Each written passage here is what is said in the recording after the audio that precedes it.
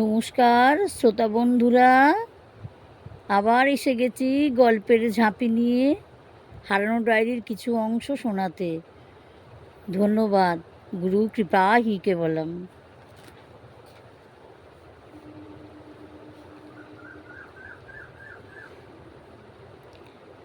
ও মাসিমণি, পেয়েছে দুল? বলল তো, হ্যাঁ। ও, নিবেদিতা বুঝতে পারলো দুল তো নয়, ডায়েরিটাই খুঁজছে। মনে মনে খুব হাসলো। তারপরে উর্মির ঘরে ঢুকলো, দেখলো উপুড় হয়ে শুয়ে আছে।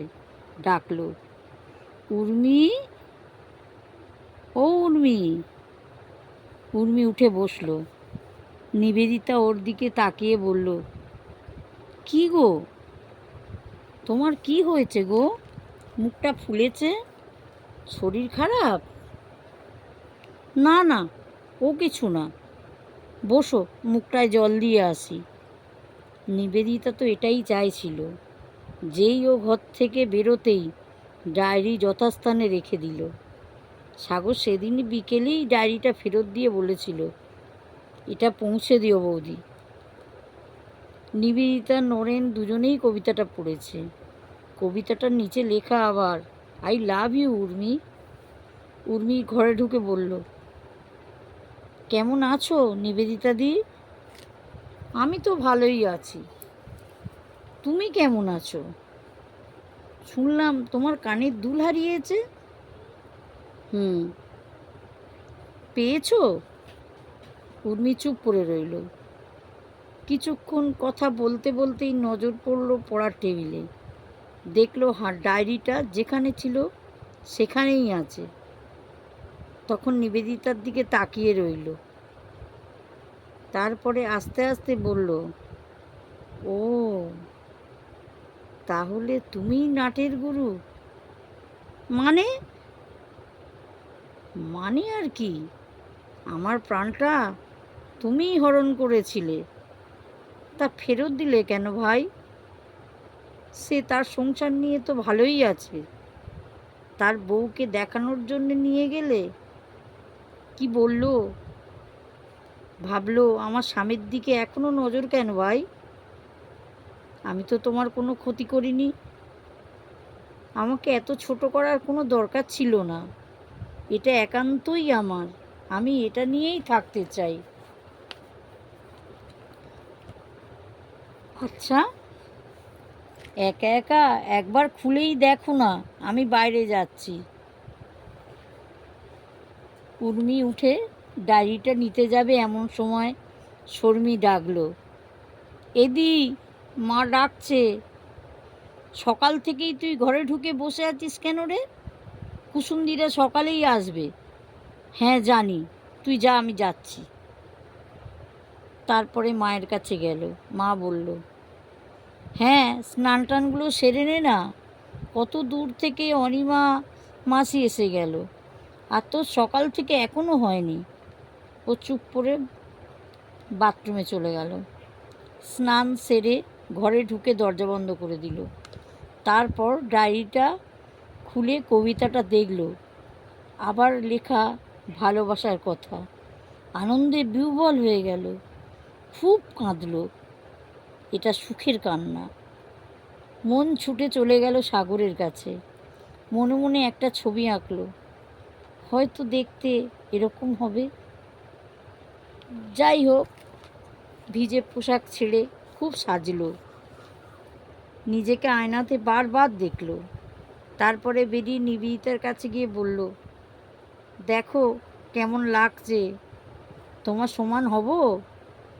নিবেদিতা বুঝলো ডায়েরিটা দেখেছে। বলল, আমার থেকে তুমি অনেক বেশি সুন্দর। তোমার বর যেন হৃদয়ের ডাক্তার হয় ভাই, তার পাশেই তোমাকে মানাবে। উর্মি বুঝলো সাগর হার্টের ডাক্তার হয়েছে। আনন্দে মন নেচে উঠল।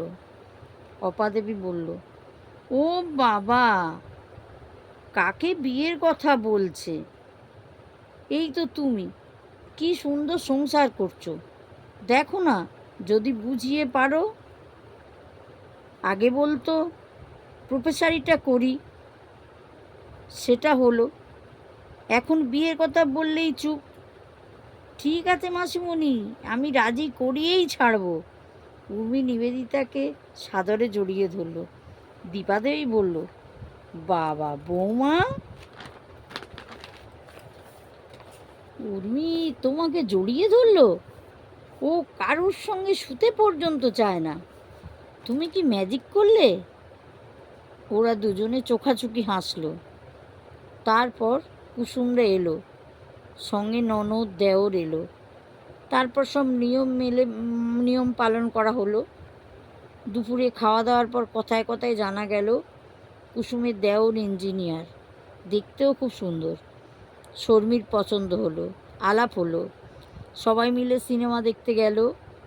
আজকে উর্মি যেন খুব খুশি। ও কেবল নিবেদিতার কাছে কাছে থাকছে। উর্মির এই পরিবর্তন সকলেরই চোখে পড়ল। মা খুব খুশি। বৌমা, তুমি জাদু জানো। ও মুখ টিপে হাসল। উর্মির কানের কাছে গিয়ে বলল, এ জাদু আমি করিনি, আপনার জামাই করেছে। শুনে উর্মির খুবই ভালো লাগলো। বলল, আমাকে দেখাটা করিয়ে দাও না গো। দেবো দেবো, চিন্তা করো না। একটা চিঠি লিখে দাও, তারপরে পিয়নের কাজটাও করে দেবো। বলল, ঠিক আছে। আচ্ছা, ও কেমন দেখতে হয়েছে গো? নিজে চোখেই দেখো।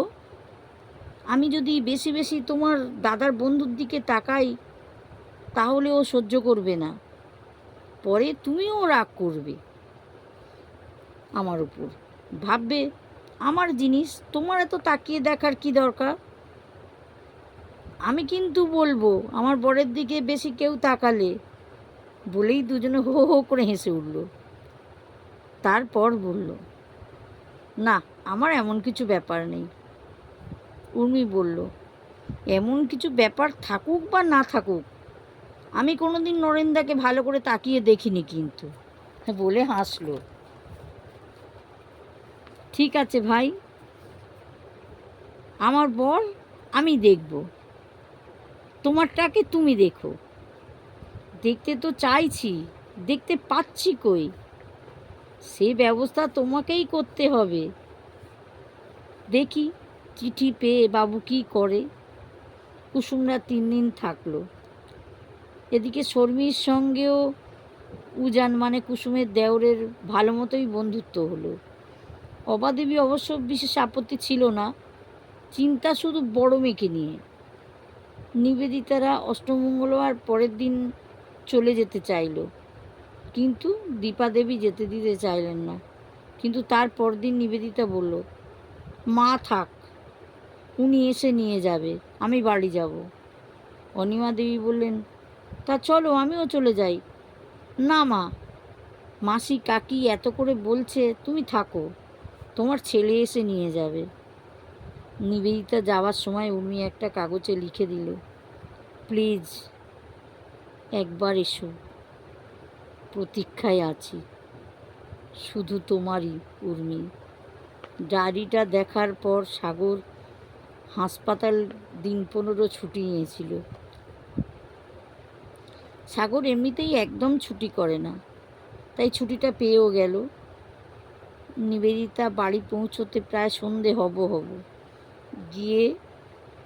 গিয়ে দেখলো 2 মক্কেল চা বানিয়ে খাচ্ছে। ওকে একা দেখে বলল, মা কোথায়? মা মাসিদের বাড়ি আছে, আমাকে তো আসতে দিচ্ছিল না, জোর করে চলে এসেছি। আসতে অসুবিধা হয়নি তো? না রে বাবা, দাঁড়াও, আগে সন্ধিবাটিটা দিই। বাবা, আমার ঘরে মা লক্ষ্মী এসেছে, এবার আরেকজনের বাড়িতেও আসবে। সাগর বলল, আমি উঠি, শিবতলায় যাচ্ছি। আরে দাঁড়াও, কোথায় যাচ্ছ?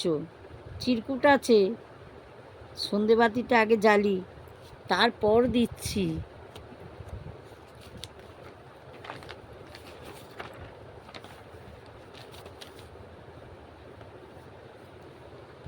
সন্ধেবাতি জ্বালার পর একটু নাম সংকীর্তন করে নিল, করে চা, মুড়ি, পাঁপড়, চানাচুর, কাঁচা লঙ্কা কুচোনো, আচারে তেল দিয়ে জমিয়ে মেখে নিয়ে এলো। বলল মুড়ি খাও, চা খাও। মুড়ি মাখাটা বেশ ভালোই হয়েছে বোন। এখন তোমার সবই ভালো লাগবে, আরও ভালো লাগবে একটু বাদে। কেন? কেন? কি সারপ্রাইজ এনেছো আমার জন্যে? দেবো দেবো, একটু অপেক্ষা করো। নমস্কার, আজ এই পর্যন্ত। ভালো লাগলে গল্পটি তাহলে বেল আইকনটি ক্লিক করে দেবেন, সাবস্ক্রাইব লাইক করবেন। ধন্যবাদ।